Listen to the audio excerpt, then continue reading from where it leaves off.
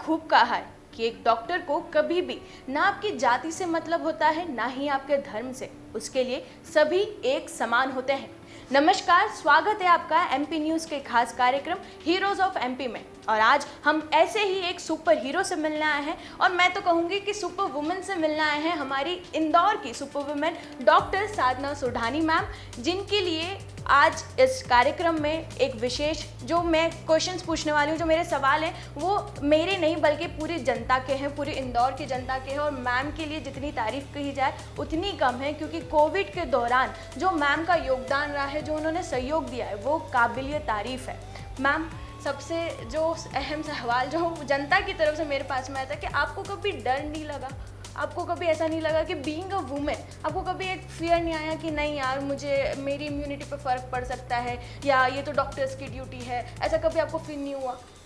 नहीं, मुझे ये बिल्कुल भी फील नहीं हुआ, बल्कि मुझे तो ये एक गौरव लगा, या मुझे एक बहुत अच्छा लगा कि विश्वास लगा कि मेरे पर लोग इतना विश्वास कर रहे हैं और उनकी नज़रें मेरी तरफ हैं और वो आशा की नज़रों से देख रहे हैं और उसमें मैं खरी उतर रही हूँ। तो ये मेरा सौभाग्य था एक्चुअली।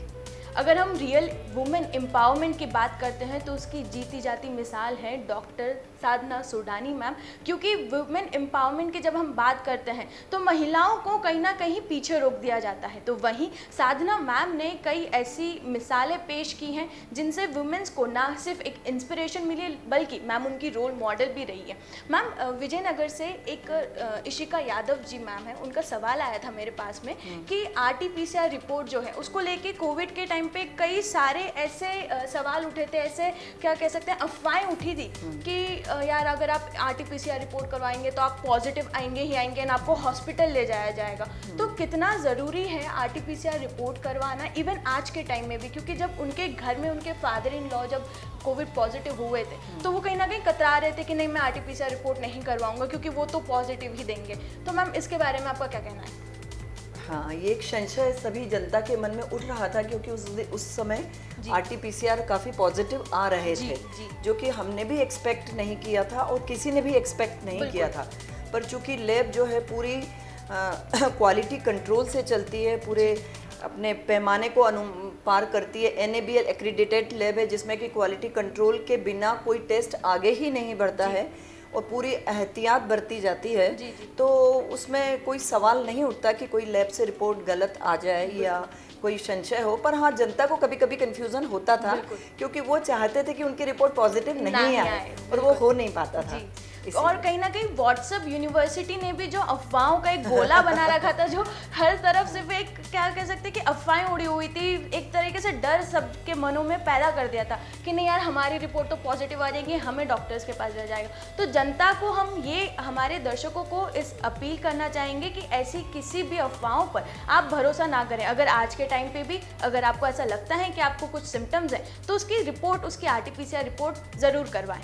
मैम, इस दौरान आपकी एक टीम जो थी उन्होंने भी एक बहुत अहम भूमिका निभाई थी ऑफ कोर्स। तो मैम, उसके लिए अप्रॉक्स कितने आपको वॉलंटियर्स या कितने ऐसे स्टाफ थे जिन्होंने पूरी दिन रात एक कर दिए थे इन रिपोर्ट्स को सही सलामत पेशेंट्स उनकी फैमिली तक पहुंचाने के लिए? एक्चुअली पूरा स्टाफ इस तरह से लगा हुआ था, to the level of from आयाबाई से हम शुरू करते हैं, जो साफ़ सफाई करने सुबह सुबह आती थी, क्योंकि उनके बिना काम शुरू नहीं होता।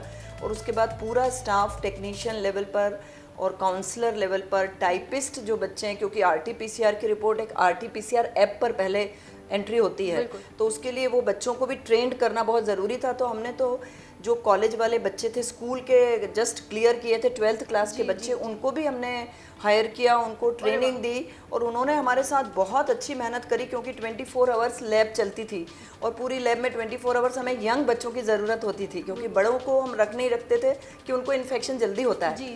तो यंग बच्चे हमारी पूरी टीम में शामिल थे, उन्होंने हमारा बहुत साथ दिया, बहुत ईमानदारी से मेहनत से काम किया, तब कहीं जाकर हम 3000 लोगों तक पर डे रिपोर्ट सही समय पर पहुंचा सके।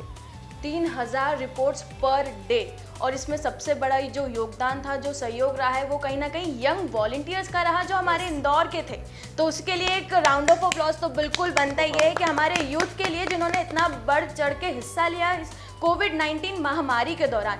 मैम एक और जो जनता का सवाल ही आता है कि आपको मतलब जैसे कि जब रिपोर्ट्स वगैरह जब हम पहुंचाते हैं तो उस टाइम पे कुछ ऐसी अफवाहें भी उड़ती हैं कि यार रिपोर्ट्स हम लोगों को गलत दे दी है, या इस टाइम पे ऐसा होता था कि एक दिन में आप कितने घंटे तक काम करते थे, तो कुछ ना कुछ लोगों को समझाना मुश्किल पड़ रहा था कि आपकी रिपोर्ट्स अगर 1 या 2 दिन डिले हो रही है तो आपको एटलीस्ट वेट करना है। तो ये कितना मुश्किल रहा है? बहुत मुश्किल था। कई बार ऐसी स्थिति हुई कि झगड़े की नौबत आ गई। अरे बाप रे। लोग यहाँ पर झगड़े के लिए उतारू हो गए। तभी भी हमारे सारे बच्चों ने सामने जाके खड़े होकर, डॉक्टर सोडानी ने, मैंने सामने जाके उनसे खड़े हुए, उनसे रिक्वेस्ट करी, उनसे हाथ जोड़े कि रिपोर्ट आने में थोड़ा वक्त लगता, आप थोड़ा पेशेंस रखिए, आपकी रिपोर्ट हम जरूर देंगे, क्योंकि सैंपल का लोड इतना ज़्यादा था कि मशीनें फेल हो रही थी, इंसान यहाँ पर सो नहीं पा रहे थे बच्चे।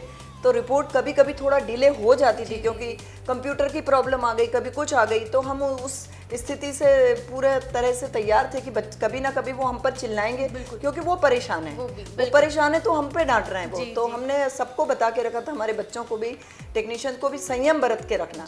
कभी भी आप मत परेशान होना, क्योंकि वो परेशान है तो आपको बोल सकते हैं, तो आप सुनिए उनकी बात।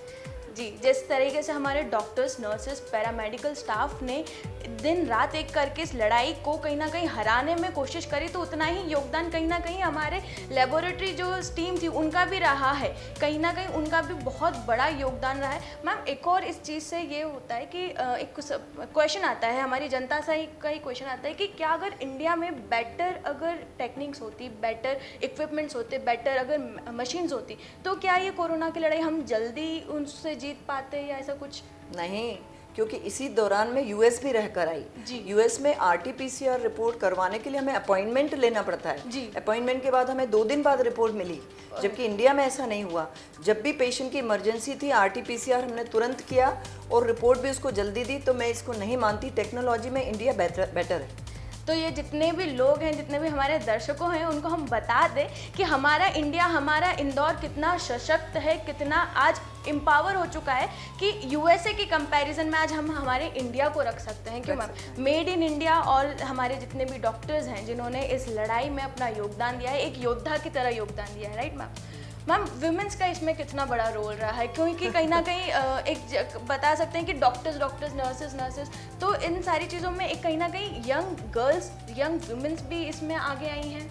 हाँ, इसमें हम अभी ये जेंडर की बात इसलिए नहीं कर सकते कि जिसको भी जो भी मौका मिला, भगवान ने जिसको जो मौका दिया उसने अपना कर्तव्य उसी पूर्ण तरह से निभाया। पर भी गर्ल्स भी पीछे नहीं रही। कभी हमने उनको जो भी जिम्मेदारी दी, हमारे यहाँ 50% गर्ल्स हैं, अभी भी हैं, और कोविड में भी थी, तो उन्होंने भी कभी कोई इसमें वो नहीं किया। रात की ड्यूटी भी उन्होंने बहुत अच्छे से करी, बहुत सेफ माहौल हम उन्हें देते थे और सब अच्छे से सिक्योर रखते थे, तो कोई परेशानी नहीं है। जी मैम, आपका मैसेज हमारे दर्शकों के लिए क्या रहेगा?